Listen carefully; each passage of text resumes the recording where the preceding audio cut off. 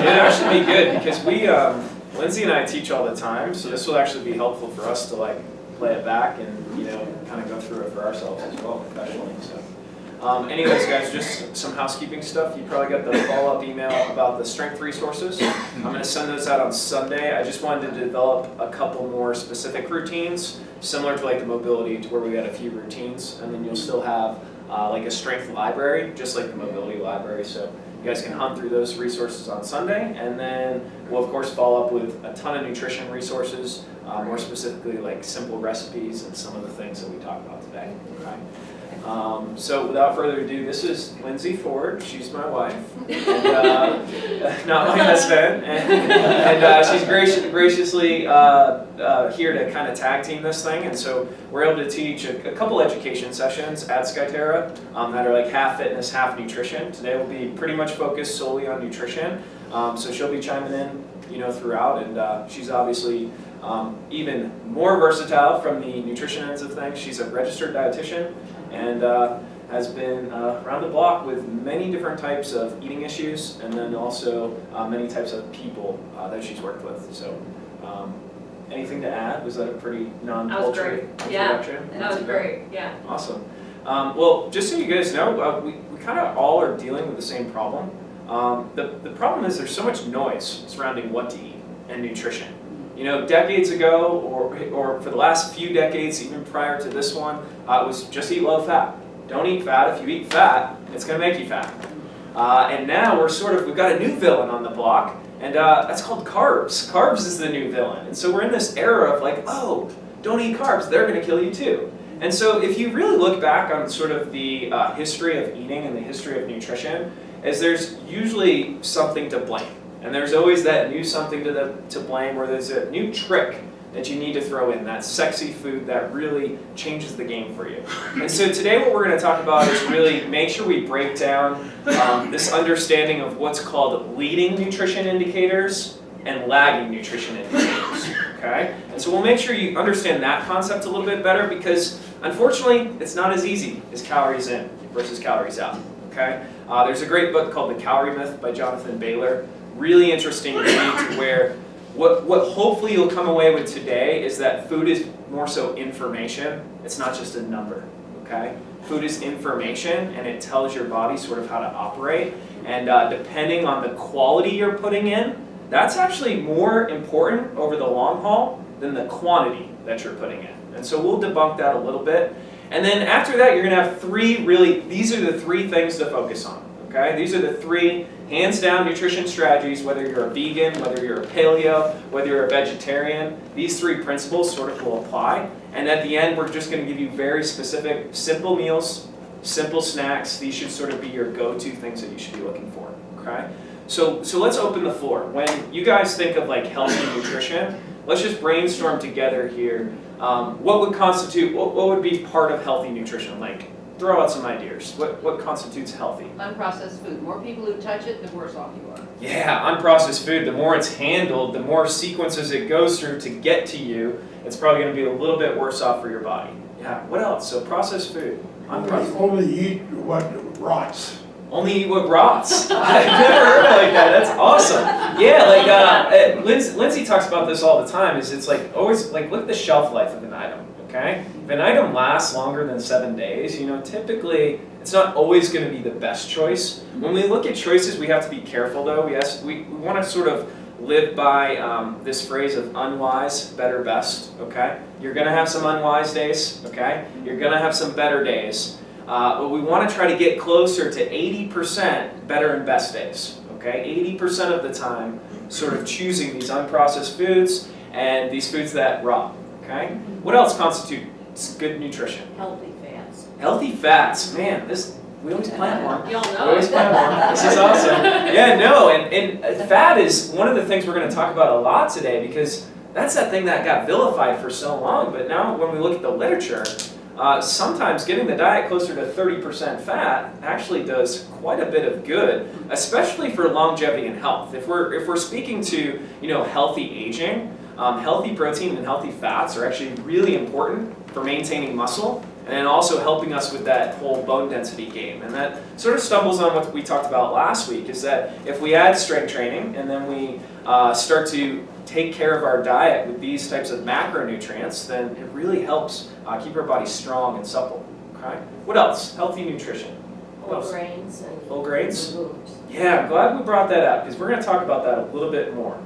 Because those are sort of getting a bad rap now too. So we have to kind of clarify that one. What else? You were going to say something, Well, I Kathy? was just going to add to Bonnie's with the healthy fat. Yeah. Is that the brain? Yeah. 100%. Brain needs fat. Yeah, and it's crazy, guys. Have you heard this term out there? Lindsay and I use this a lot when we're teaching. It's called type 3 diabetes. Have you heard of type 3 diabetes? It's actually this new terminology for Alzheimer's, dementia, all age-related diseases, and it has a lot to do with how much healthy fat you're consuming, and back to Ann's point, how many processed foods you're eating as well. It's like we've got this terminology, brain fog, okay? A lot of our brain health is directly related to what we eat, and also how often we move, okay? Those would probably be the two leading indicators to whether you're going to have a healthy brain or not when you get older. Okay. Anything else you want to add? Because you guys are all around it. Healthy nutrition. What else might be some factors to keep healthy nutrition? What do you think? Veggies. Yeah, veggies. Fruit. Fruits. Yeah. So Organic. Organic. Yeah. There's multitude of things to think about, and I think you guys have hit actually all of the macronutrients in a way of looking at this. And so just making sure we're all on the same page with that sort of $3 word. Macronutrients. What are the 3 macronutrients in part of a diet? 3. What would be considered a macro? A protein? Yeah, proteins. Proteins there's 3 of them. Okay, so we have proteins, we have carbohydrates, and then we have fats. Okay, those are the 3 macronutrients. Then we have micronutrients, and so we have 2 big categories for micronutrients. Okay, what would be a micronutrient? What would be, just throw out maybe what would be? What do you think? Like, what do you get from those fruits and veggies? What do you get from those?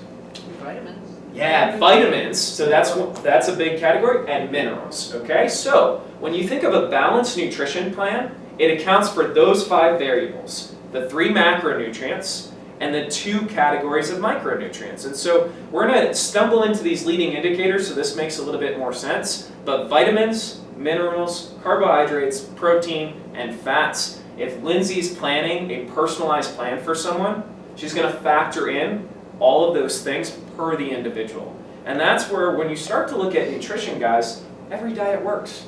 It does, okay? There are highlights in the literature of low fat compared to paleo, compared to low carb, compared to vegetarian. Is that really the best diet at the end of the day is going to be the one that you can follow, right? But then also, all diets have one thing in common, and that goes back to what we started with. They all change the quality of what you're eating, okay? They all have one thing in common. They change the quality of what you're eating. It's not just the quantity. And that's sort of the era you guys grew up on, is that it was just a calories in versus calories out. And my parents stewed vegetables and Yeah. they were limp. Yeah, 100%. And also like the clean plate club, like that was a part of the generations that we work with a lot too. And these things have kind of got to go, or just we have to take a new perspective on them, because calories do matter. They just don't matter to the degree that we've placed on them in the past. Okay. And so let's make sure we identify what are leading indicators with our food. Did you want to add anything to what's been? No. No, she's good. No. Cool. She's gonna hop in here in a second. She knows I get going up here. But okay, so let's talk about this. We have leading indicators, we have hormones, and then we have lagging indicators. Okay. This is what's interesting, is that when we look at food, we want to identify the 3 leading indicators that will sort of lead to trouble down the line. So when you think of indicators, it's sort of like this. You've got a rock in your shoe. Okay. So Jean's got a rock in her shoe. What she has to do is pull the rock out of her shoe versus just like, say my foot hurts. So here's the deal. If she's got that rock in her shoe and she's just going to walk around all the time and then go to the doctor and be like, hey, my foot hurts, doctor, help me with my foot, but she never takes the rock out of the shoe, she's not going to actually solve the problem. Does that make sense? Okay? And maybe it's a very paltry analogy, but this is traditional medicine, guys. This is like sort of, 95% of death is all related to once you have the disease. 95% of healthcare, it's once you have the disease. Secondary, tertiary, we spend about 5 to 10% on prevention. And so what we're doing here today, this is more of a prevention side of things. It's like education is definitely power, but we have to keep it very simple in order to like execute it in the environment that we live in, okay? But anyways, we want to take that rock out of Jean's shoe, and so she's always gracious to be my pseudo volunteer on this.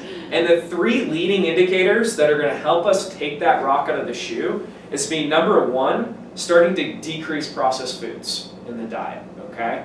Processed foods, and stumbled onto that right away, is that we need to make sure that we're limiting those to more of that 20%, okay? And so if it comes in a package, it has a mile list of ingredients, if it comes from far away, or if it can last 5 months, then it's probably more of a processed food than real food. And so the more we focus on real foods, the more we're going to solve the hormone issues that happen, okay? And that's going to be the exciting part for you guys, because not everyone knows like how these messengers, hormones are basically messengers in your body that tell your body how to work, okay? And so we're going to sort of debunk that what happens is the body gets so thrown off that really weight gain is just a symptom, okay? Hunger, satiety, they're just symptoms, okay? And so with that, we have to be very clear that we're solving the problem. One of those problems, processed foods, okay? The second problem, and you guys haven't maybe stumbled onto this yet, as far as the second leading indicator to healthy nutrition, is caloric beverages. Caloric beverages. Super sneaky, okay? So many people don't realize that Diet Coke is just as bad as regular Coke, all right? This has to do with gut health and the microbiome, which there's a ton of new research to talk about that. We're going to get to gut health here in a second, but just understand that anything that has processed has artificial sweeteners in it, even if it isn't just a caloric beverage, it affects your hormones and it affects your gut health. And so when we talk about the body being able to heal itself for good and not to store weight when it shouldn't, we have to make sure that we're limiting those types of items in the diet. Okay? So caloric beverages is another one. Go ahead, Kathy. When I was a teenager, this is going way back, someone said to me, you know that Coke takes rust off of the pipes. Yeah. Yes. Have you guys seen those Probably never videos? turned back. Yeah. You can put a Yeah. nail in Coke for like 7 days or 14 days or something, and it'll disintegrate. Whoa. And so that should hopefully tell us that it's probably something we don't want to have all the time. Yeah, great example. Another like sneaky caloric beverage is obviously alcohol. For our clients, we work with some people who are still in the working force. They're usually very, very successful, like 60, 80-hour week people when they come to our facility, and they'll be there more to de-stress. And most of them will quote like every night after work, it's 2 to 3 drinks of wine, and that's 7 days a week. And so drinking isn't inherently bad. There are some benefits to healthy red wines and things like that. But when it's in the diet 7 days a week, it really wreaks havoc on a hormone called insulin, which is sort of what happens in the middle before these lagging indicators start to occur. Okay? And so that's going to be the geeky part. If you guys can hang in there with us when we talk about the 3 hormones that get thrown off by these top leading indicators, then you're going to be good. Okay? The last indicator, just so we're super clear here, goes back to the macronutrients, nutrient imbalances. Okay? Nutrient imbalances. Let me define that as a leading indicator, meaning many people get more protein than they need. Many people don't get enough fat in the diet. The average American, so SAD is a term, it's referred to the standard American diet. They eat close to 350 grams of carbohydrates in a day, okay? It's a ton. 350 grams is a lot, and it's why carbs have sort of gotten a bad rap. Sugar is really the biggest issue, okay? We'll talk about that. But really, your body, most people who aren't like highly active, if you're just trying to maintain health, be healthy, your body needs like 150 to 200 grams, maybe, in a day. And so that's very individual. But really, the 3 leading indicators, processed foods, nutrient imbalances, not getting the right mix of those 5 components of nutrition that we talked about, and then caloric beverages, okay? These 3 things, in our experience, are wreaking the most havoc on hormones and the lagging indicators. So, Lindsay, maybe crash course just hormones, a little bit more for them. Like what defines a hormone? What starts to happen because of these three big leading indicators? So I think like you pretty much nailed it as far as it being a messenger. And typically hormones, each one that we're going to talk about today is going to be secreted from a different organ, which will then send messages to your brain and all over your body to basically take whatever food that came in and it kind of decides how it's going to be utilized. Each person has different fluctuations of these hormones. So if we can really tackle the leading indicators, then you can help regulate those hormones to basically work more efficiently.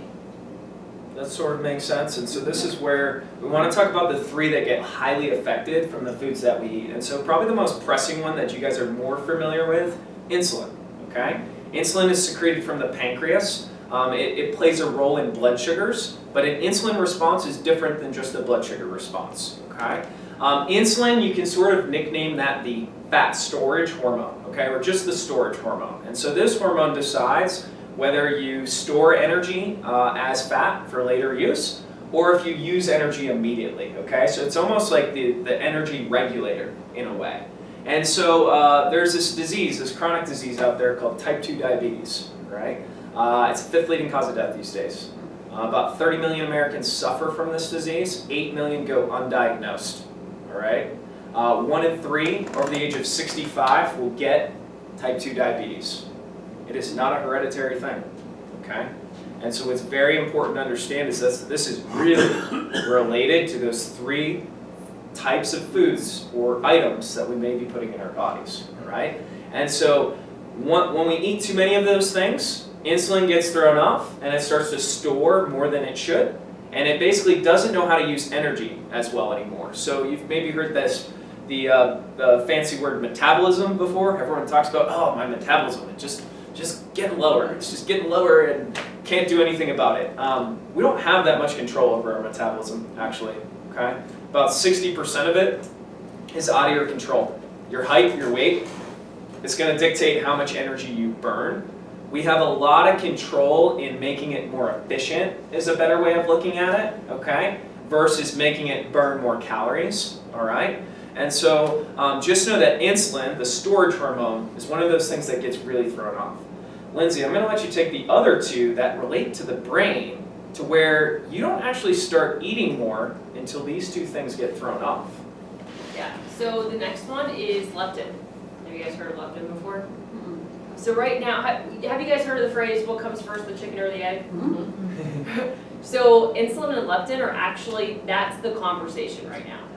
So what comes first, insulin resistance or leptin resistance? So obviously this is something really important.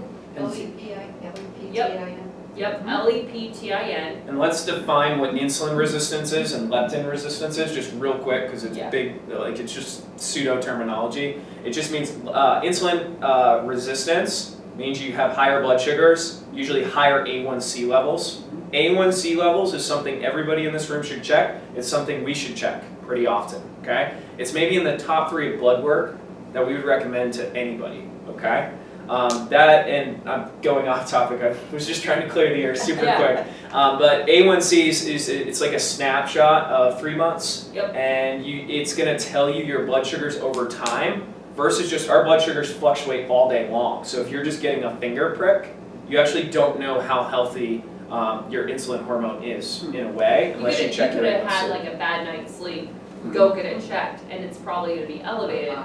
Versus if you get this A1C, it really gives you a more clear picture of like what's really happening day to day, which means a lot more. And when someone becomes partially insulin resistant, the next step would then, if we don't solve the insulin resistance, mean fix the leading indicators, then we become type 2 diabetic, okay? And here's the good news with type 2 diabetes, it's very manageable through lifestyle, okay? You can kind of, not reverse it is a poor choice of words, but you can keep it in remission to where like your blood sugars start to realign. But anyways, insulin resistance is just poor eating over time. It's something that happens in the body. So then leptin resistance is basically when, so leptin is your satiety hormone and it's secreted from your fat cells. So when it's secreted from your fat cells, it actually sends messages to the hypothalamus that basically controls your appetite.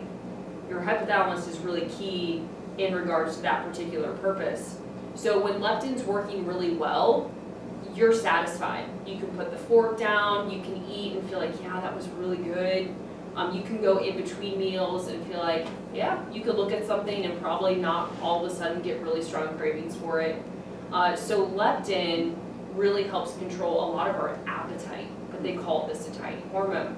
And so when we are thinking about a nutrition and when we're thinking about how we really need to stay satisfied, this is when fat becomes really, really important.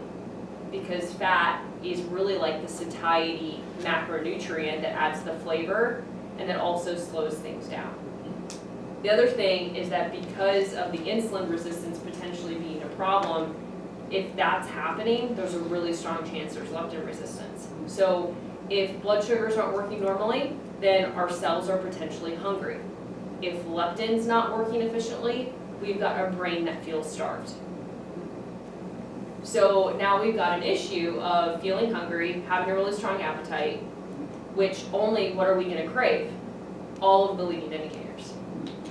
So it's kind of like a vicious cycle, and it's almost like taking the quantity out of the mix in a way, because people only start to overeat or want these unfavorable foods. One, because we live in a hyper-palatable environment of these foods being readily available now, but two, because leptin's thrown off. Your body cannot feel full anymore. And so the last hormone to mention is called Ghrelin, okay? The spelling on it, I always have to spell check it, but it's Ghrelin. Yes. Was that right? It's on your paper anyway, Good. so if we, I think the H is before the R maybe. Yeah, it is. Yeah, sorry, Ghrelin. I call it the Ghrelin growl. Yeah, and so this one's interesting too, and so do you know the gland that it's secreted from? It's from your stomach, the Mhm. lining of your stomach, and it should be at its highest before a meal, and technically at its lowest after a meal. Kind of makes sense. We should eat when we're hungry and stop when we're full, and then ghrelin goes down. Well, when there's insulin resistance, there's maybe ghrelin's not working as efficiently. And this is something where hunger starts to become part of the conversation on how you can really manage your nutrition. And then the longevity of it. So this is when protein becomes really important, because protein is a really strong hunger regulator. If you compare eating eggs in the morning, like 2 eggs, versus eating just a slice of toast, not saying that that's exactly what you're gonna eat, what typically lasts longer? The eggs. That protein and even the fat really help slow things down. Fiber is another piece of this as well. So the fiber helps slow things down. It's that part of the food that we don't digest. So we've already mentioned, okay, we gotta watch the processed foods. We gotta make sure we're getting fat. We gotta get protein, and we gotta get fiber. All really important to help regulate those hormones. Yeah, and so we'll jump right into those recommendations in a second. Let's just wrap this up. So basically the lagging indicators, right? Hunger, not able to stay full, weight gain, and then chronic disease, okay? And so that's a nice way of kind of just looking at this hierarchy. We probably spent a little too much time on the why. We get really nerdy on that side of things. But basically, leading indicators, hormones, lagging indicators. If we don't pull the rock from the shoe, then we just can't solve the issue, is what's very, very important. It's like, think about your body like a sink, okay? We all are a sink. And so if we just think we're gonna like change the quantity of what we're eating, right? Okay, so I've got my faucet and I've got water coming out that sink, okay? But your hormones are off. We just told you, leptin, ghrelin, insulin, they're just off. So your sink is actually currently clogged, okay? So if you just cut the calories, you just turn down the faucet, and you have water dripping from the sink, then unfortunately you're never gonna solve the hormonal clog, is that we actually have to change the quality of what's coming out of your faucet. Does that make sense? And so I'm full of these crazy analogies that hopefully hit in place. But it's really recognizing that we've got to play the long game, because nutrition is a cumulative thing, okay? Aging definitely has its battles with, definitely can't eat the way I used to. but it's really a result of the body not being as insulin sensitive. What else do we lose as we get older? Muscle. We continue to lose things as we get older. Human growth hormone. All of these types of sort of hormones working on the body help the body not store fat, and so those leading indicators, the processed foods, the caloric beverages, those things are going to kind of adversely affect someone who's a little bit older on the hormonal level than someone who's a little bit younger, okay? And so with this, let's break down, okay, great, this is awesome, Jeff, I now know all these big words, this is cool, I'm going to use them at my next party, okay? And then people are going to walk away from me.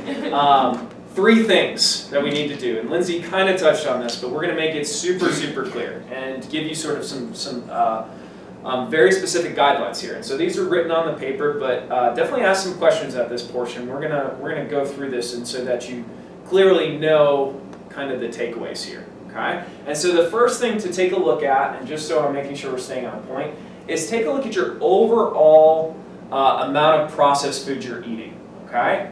Our recommendation would be for you to do a 3-day just journal. Okay? 3-day journal. Breakfast, lunch, dinner. Here's the no-cost email that you can send to Lindsay or myself. Is that send us what you're eating over 3 days, and we'd happily be like, hey, maybe you could tweak this here. Okay? Maybe you could tweak this there. And so what we're kind of first looking at, or what a dietitian's looking at, is how much processed food is the person eating? And how can I replace those processed foods with something that's a little bit healthier? And so we don't live by a crazy diet culture. Okay? Do you know how much money we spend on diets in a year? Okay, in 2014, it's absurd, guys. Okay, like 2014, this is out of a book called The Secret Life of Fat, really interesting read. But there's a stat in there that was like mind-blowing. In 2014, we spent $44.5 billion on national defense, protecting our country, okay? While at the same time, we spent closer to $60 billion on fat loss, weight loss, nutrition. It's absurd when we put this into context. It's like we're always looking for that next thing. And so really, you guys all shared the answers even before we started the class today. Is that it is going back to the basics, but really hunkering down on this processed foods things first. And so let's kind of ask you guys, what are the top 6 foods? This is from a 2010 survey of a large number of Americans. The top 6 foods that Americans eat. French fries didn't make the list, actually. Top 6 foods. Yeah. Pizza? Yeah. Pizza, number 4 on the list. Pizza is 1. And you mentioned sodas. Soda, caloric beverages were like 3 on the list. Speaking of caloric beverages, Yeah. there are so many energy drinks on Oh, the market. Yep. And that's the same problem. Same problem. Yeah. Yep, and maybe even worse because they're adding a lot of things that we don't know the long-term effects. So it's very much like the supplement industry, is that even though some supplements may have some validity, is we really still don't have the research to back that. That's why like people are continuing to bang their heads about nutrition, is there's still so much to know. Some people eat broccoli, have a huge insulin spike, okay? Some people have broccoli and there's no insulin spike, like there's supposed to be. And so you guys maybe heard of like the glycemic index before, where like we're all supposed to respond the same to every type of food. We don't. Not the case. You heard of China, right? Like the diet used to be 90%, like 90% is probably a little high, but closer to 80% carbohydrate. Until it got Americanized, there was no levels of type 2 diabetes. There was no levels of chronic disease. But it is apparent now that that's the issue, right? And so anyways, with pizza was 1 on the list. What are caloric beverages? Let's finish. Breakfast cereal. Breakfast cereal I'm should be on the I list. used to Yeah, think it you see, wasn't. I was surprised that it wasn't as well, but you see there's a whole aisle devoted Yeah. to breakfast cereals, which is basically just like dessert in the morning. And so actually top on the list was baked goods, more of the dessert type, so that was 3. What else was on the list? Foods. Just fast food places. You soups? Thinking soups? No, unfortunately not. Fast food, fried chicken made the list. Number 6, okay? What were the other 2? There were a couple other ones. Breads, pastas, cereals might have fallen into that category. But these are literally like the 5 things, or 5 or 6 things that most Americans are eating on a regular basis, okay? Alcohol. Alcohol, yeah, it was separate from caloric beverages. Yep. Yep. Okay. but very interesting. We're not here to like, make you feel bad about what you're eating. It's just more like an awareness factor of like, if we can limit those processed foods on like 1 or 2 days a week and not feel like compelled that they have to be part of the diet every single day, you can really heal your body pretty quickly. That's what's kind of inspiring with some of the research with like just insulin sensitivity and even an adult over 55 years old is once the dietary changes happen and movement comes into the mix, this stuff can reverse pretty quick. Yeah, your processed food, if you think about like your metabolism or your ability to utilize food for energy, think of like an internal fire or a fire to warm a house. The processed foods, some of the ones you just mentioned and what you guys mentioned, is like adding newspaper to the fire. It's not, it's technically fuel, but it's not the most efficient fuel, and you're gonna become very dependent on that. You have to just keep throwing it in and throwing it in, versus your more whole foods are gonna be more like the twigs and the logs to really keep that fire going. And so call to action with this first like tip here is try to limit processed foods closer to do 5 to 6 days without processed foods in the diet. Okay? And if you're gonna have them, look at the ingredients, and there's a rule out there or a guideline that's like, oh, if you can understand the ingredients, cool, that's pretty great. Don't be surprised if there's some companies out there that use that to their advantage. For example, Haagen-Dazs 5, they actually created, Michael Pollan's he's a popular food journalist, and he had, if it's got 5 or less ingredients, and you can understand it, then it's cool. Well, then Haagen-Dazs came out with the ice cream called 5, with just 5 ingredients. So we've got to, there's a little bit of a gray area there, but typically if you can look at the label and understand the ingredients, then that's definitely that better category. Cool. Any questions? Processed foods, tip number 1. Oh, well, Kathy, go ahead. Anything off topic's fine too. I always, like Julia Child. Oh She yeah. always said everything in moderation. And I think that's true for diets. 100%. Because if you deprive yourself, if you only do a high protein diet, then your body's screaming for everything else. Yes. And then you're run to, to try and it's, but if you can balance it, Oh yeah. because your body's a machine. Oh yeah. What you put in is what you're gonna get out. I once had a doctor tell me to shop the edge of the supermarket. Fantastic. Don't go in the middle, Yep. because in the middle on the shelves, it'll kill you. Shop the edge of the supermarket. You'll die. 100%. And I think it's important to notice, like we're so That's good. detached too. It's like we don't actually make the connection point with how we feel and with what we eat, right? And so the second you start to like have that healthy day of eating, and then you feel your energy levels and you see the impact that it makes, it's like a game changer, just like working out first thing in the morning, like going for a walk, 30 to 45 minutes. Like that day is completely different. And so, yeah, great points for sure. Yeah. Second tip, okay? This one is going to come down to more the gut health factor that we brought up earlier. Okay, so there's 2 big issues like facing us right now. Insulin sensitivity, right? That's the 3 things that the 3 leading indicators that affect that one. Gut health is sort of the hot topic in nutrition right now. There's a lot of research coming out where now everybody should take probiotics and prebiotics, okay? It's like now there's a new thing. And there's actually no conclusive